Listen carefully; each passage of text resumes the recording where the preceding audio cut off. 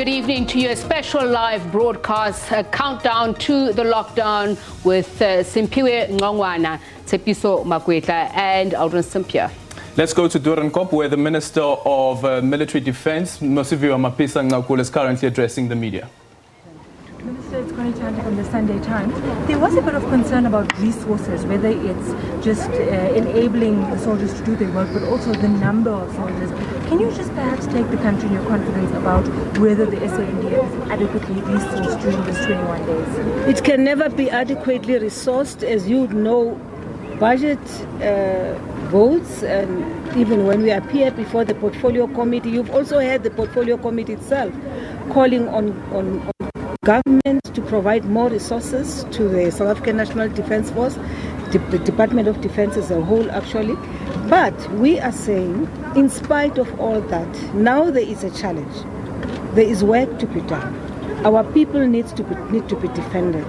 And the Defence Force being the last line of the defence of the Republic of South Africa, its people, the Defence Force must come out, resources or no resources. Beyond this, we will emerge and we will survive.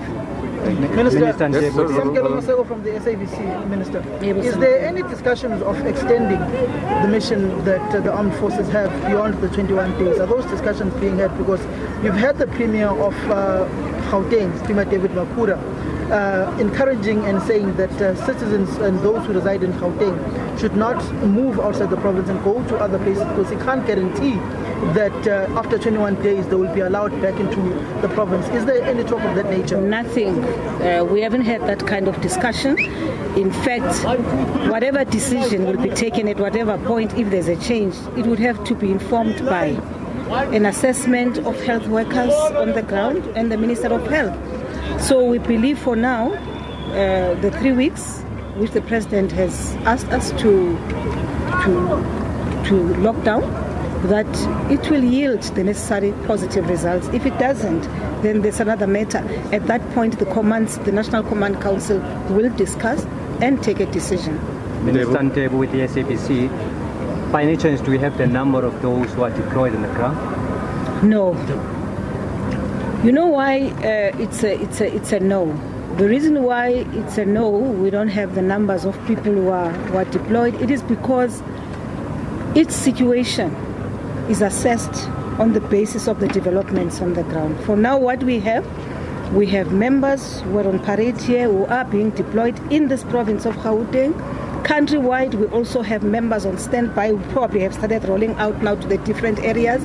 We also have members who are based, who are resident at the bases, who are on standby for call-up in the event a need arises.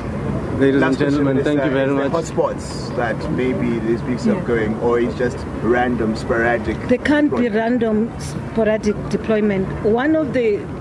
In one of the briefings, we received information that the epicenter of this pandemic here in Gauteng, for instance, is Sandton and Bedfordview. Now, once it's in Sandton, we should worry about our people in Alex and the conditions under which they live. Bedfordview, you should also remember, around Bedfordview, you have what is an informal settlement in Germiston called Cyril Ramaphosa informal settlement. So we have to do everything to focus on, in the main, on those areas. Of course, it is a concern that there are people who have left the Gauteng province yesterday, who have gone back to their provinces because we're worried about the spread of the virus. It could be that as they are leaving, they'll get there and actually transmit the virus. Ladies and gentlemen, thank you very much. Final question, if I can. Come through, Gavin, come quickly. Govan from ENCA here, Minister. Just to clarify, the soldiers find South Africans loitering around in the streets. Are they going to advise them to go back into their homes, or will they arrest them? They will advise, and hopefully people will not defy. I don't think people should really be provocative, because if you don't want to comply with the regulations which have been set out, then honestly you are testing and challenging the state itself. And the purpose here is to protect our people from the virus. Thank you very much, Minister. One last question. Minister, quickly. what happens, for instance, when South Africans defy? Some South Africans can't defy right now because all of us are anxious about What is this monster we are dealing with? What is this thing we are dealing with? Why is it that all of a sudden I can't hug you? Why is it that all of a sudden I can't kiss you? Why is it that I can't kiss my grandchildren? Because of something which I can't see. It's invisible. So there's a lot of fear out there. Never mind that we've not had deaths here in South Africa, but people are very worried about this virus. So our people, I believe,